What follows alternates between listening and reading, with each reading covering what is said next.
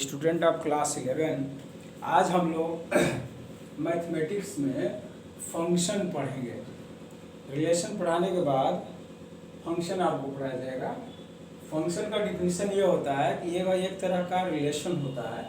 Function के बारे में क्या बताया जा रहा है? A relation f from a set A to a set B is said to be a function. मतलब सेट ए से सेट बी पे जो हम लोग रिलेशन पढ़े हैं उसी रिलेशन को हम फंक्शन कहेंगे। कब कहेंगे? If every element of set A has one and only one image in set B. एक रिलेशन जो आर होता था उसको ए से बी पर हम फंक्शन कहेंगे अगर ए के सारे एलिमेंट का इमेज बी में हो इन सेट बी।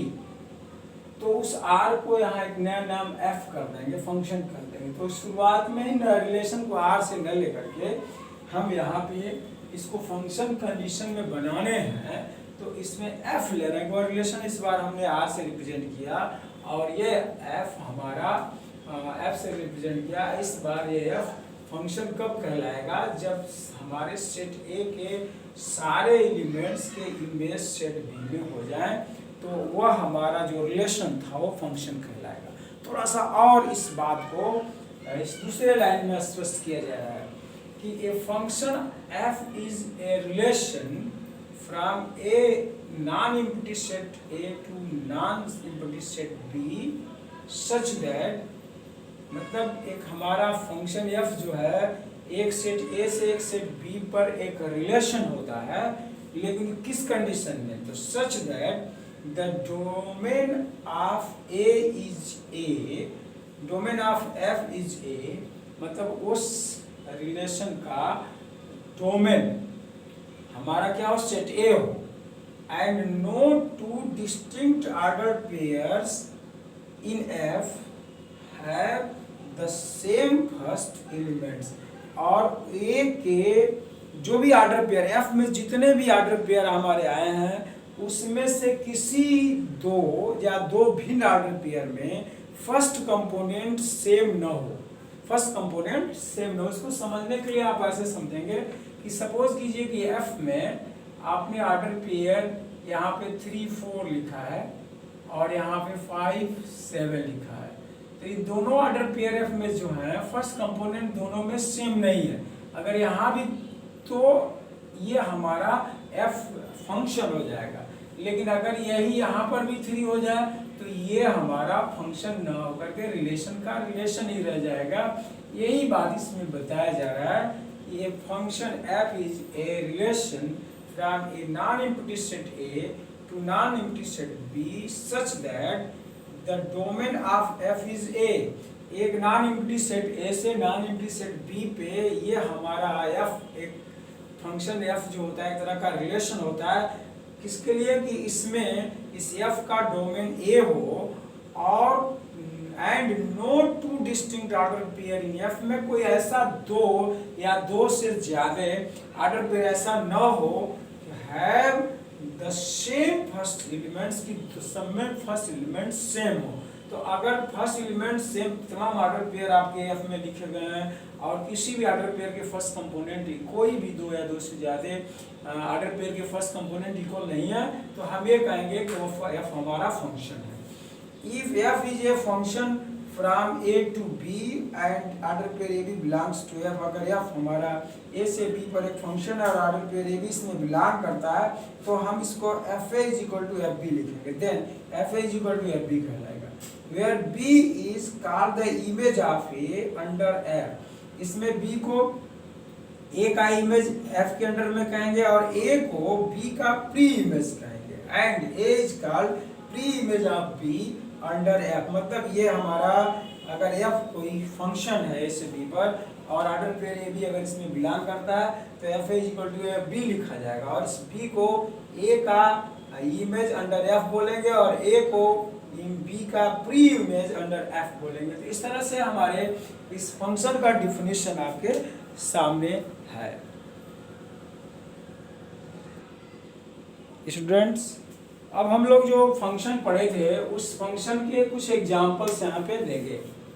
जैसे डिफिनीशन यही बनाया गया कि हमारा कोई रिलेशन ए से बी पर फंक्शन तब कहलाएगा जब उस रिलेशन के सारे डोमेन सेट ए हो और सेट ए के हर एलिमेंट का डिस्टिंक्ट इमेज, हर एलिमेंट का इमेज बी में हो, या सेट एफ जो लिया जा रहा है रिलेशन एफ हमारा रिलेशन नहीं होगा, वो फंक्शन होगा अगर हमारे इसमें जितने भी ऑर्डर पेयर आए हों उन सारे ऑर्डर पेयर में दो या दो से ज़्यादा ऐसा कोई ऑर्डर पेयर न हो जिसका फर्स्ट कंपोनेंट इक्वल हो। तो उसी को यहाँ पे एक्सप्लेन किया जा रहा है। There are two relation F1 and F2 is given as, दो रिलेशन हमारा ऐसे दिया, चाहे वो ए से बी पर हो चाहे एक्स से वाई पे हो।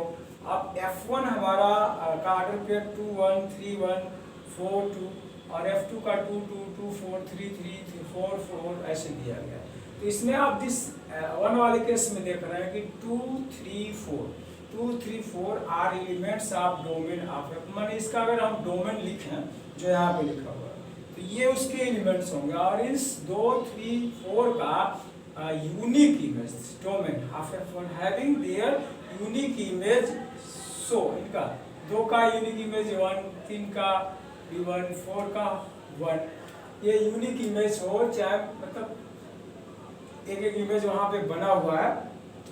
तो हम इसको थोड़ा सा इसमें इसका एक लाइन यहाँ पे सपोज कर लीजिए कि मान लीजिए 3 के साथ यहाँ पे हम 5 लिखेंगे, 5 ये 3 के साथ 5 है।